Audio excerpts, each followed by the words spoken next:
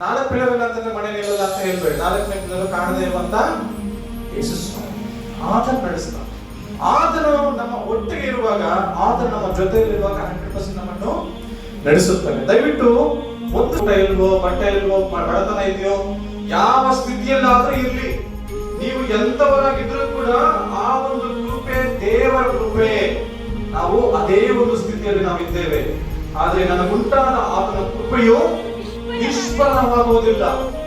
ಇವಾಗ ಎಷ್ಟು ಸೊನ್ನೆ ಇದ್ರೂ ಅದೇನದು ಸೊನ್ನೆನೆ. ಅದ್ರ ಮುಂದೆ ಒಂದಿಟ್ರೆ ಅದಕ್ಕೆ ಬೆಲೆ.